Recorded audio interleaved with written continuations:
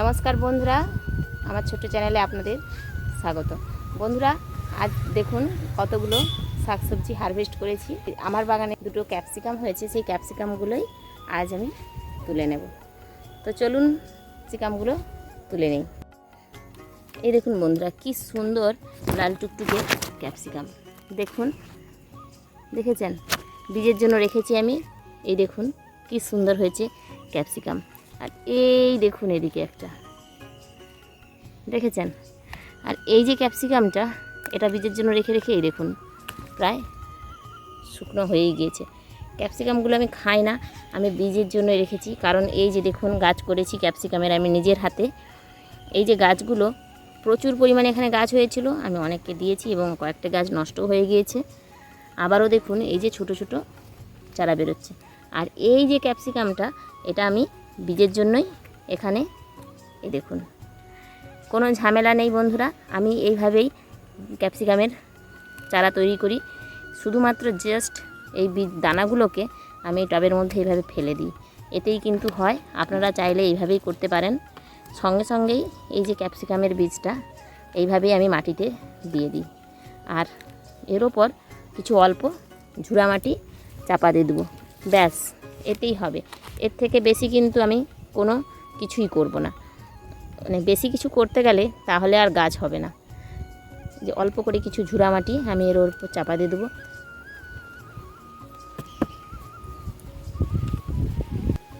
দেখুন কিছু মাটি আমি এভাবে ঝুড়ে ওর ওপর চাপা দিয়ে দিচ্ছি, ব্যাস এতটুকুই।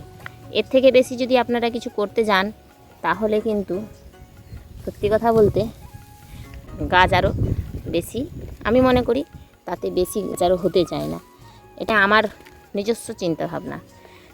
আমি যখনই বেশি কোনো যত্ন নিতে যাই তখন কিন্তু আর গাছ করতে পারি না। এই যে দেখুন এই ক্যাপসিকামের গাছে আবারও দেখুন সুন্দর সুন্দর ফুল চলে এসেছে, দেখেছেন? অল্প যত্নে অল্প পরিচর্যাতেই আমি এইভাবে গাছ করি। হয়তো আমার মতো আপনারা অনেকেই করে থাকেন, তবে বলবো যারা করেন একদম ঠিক করেন। কারণ এরকম অল্প যত্ন অল্প পরিচর্যাতেই গাছ করা সব থেকে সহজ উপায়। গাছ করতে গেলে কিন্তু বেশি খাটাখাটনি বা যত্নের প্রয়োজন হয় না। আর এই যে ক্যাপসিকামটা, এটা আমি আপাতত এখন তুলে নেব, আর এটাও তুলে নেব। দেখুন দুটোই আমি তুলে নিলাম। আর এই যে দেখুন বাগান থেকে হারভেস্ট করেছি কুমড়ো। আর দেখুন কত এই গরমে শাকসবজি, দেখুন সুজনি শাক, কুমড়ো ফুল, টমেটো, কাঁচা লঙ্কা, ভেঁড়ি, আর এই যে দেখুন ক্যাপসিকাম। বাগান থেকে আজকে হারভেস্ট করেছি এই এত সবজি। এই দেখুন এখানে একটা বস্তার মধ্যে এই যে লঙ্কা গাছ দিয়েছিলাম, তাতেও দেখছেন কি সুন্দর সুন্দর লঙ্কা হচ্ছে। প্রয়োজনে এখান থেকে আমরা তুলে নিই, যার যখন প্রয়োজন মনে হয়। তাই এখন আর এটা তুলছি না, ওই লঙ্কাগুলো তুলেছি, এগুলো এখন থাক।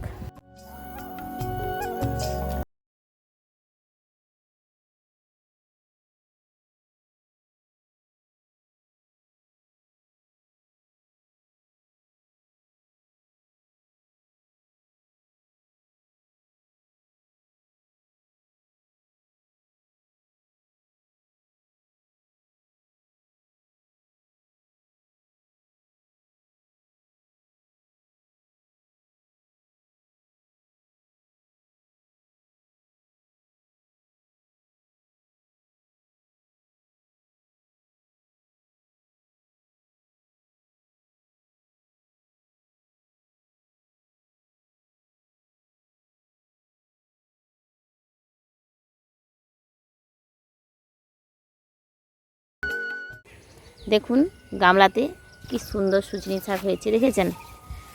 এই শাকগুলোই আজ আমি তুলে নিয়ে নেব। আপনারাও চাইলে আপনাদের বাড়িতে এরকম একটা দুটো গামলাতে অল্প করে কিছু শাক লাগিয়ে দিতে পারেন। আপনার প্রয়োজনের চাহিদাটুকু কিন্তু এরকম গামলা থেকেই মিটে যাবে। তো চলুন আমি এখন এই শাকগুলো তুলে নিই।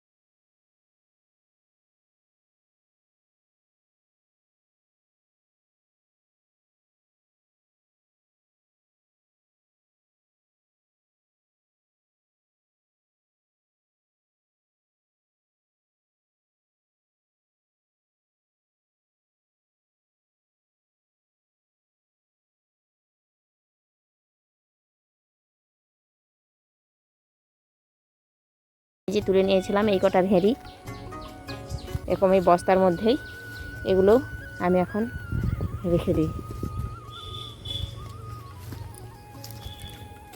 আর দেখুন এখন তুলে নেব টমেটো। দেখেছেন এই গরমে এখনও কিন্তু মাঝে মাঝে আমি আমার বাগান থেকে এরকম টমেটো হারভেস্ট করছি। দেখুন টমেটোগুলো কি অসাধারণ দেখতে না? সত্যি টমেটোগুলো এই গরমে এত সুন্দর লাগছে দেখতে যে কি বলবো। এই দেখুন শেষের দিকে লাগানোর এটাই একটা সুবিধা, আপনারা আপনাদের বাগানে মানে এই যখন শীতের সবজি সব শেষ হয়ে যাবে তখনও আপনি কিন্তু আপনার বাগান থেকে এরকম দু একটা সবজি হারভেস্ট করতে পারবেন, এটাই একটা সুবিধা। এখানটায় দেখুন কুলের শাক পুরো ভর্তি হয়ে গিয়েছে। এবার চলুন ওদিকে যাই, ওদিকে একটা কুমড়ো রয়েছে, সেই কুমড়োটাই তুলে নেব। এটা কি শাক বলুন তো? চিনতে পারছেন? এগুলো হচ্ছে ব্রাহ্মী শাক। এই দেখুন এই গামলাটার মধ্যে দিয়ে রেখেছি, আর এটা তো একটা ফুলের গাছ, সারা বছর হয়। তো চলুন এই যে তুলে নিয়েছিলাম ওখান থেকে অল্প ভেঁড়ি, আর এই যে কিছু টমেটো। এই দেখুন লাউটা বীজের জন্য রেখেছি। আরেকটা জিনিস আপনাদের দেখাই, এই দেখুন কি বলুন তো, কাটিমন। দেখেছেন কি সুন্দর হচ্ছে কাটিমনের আম?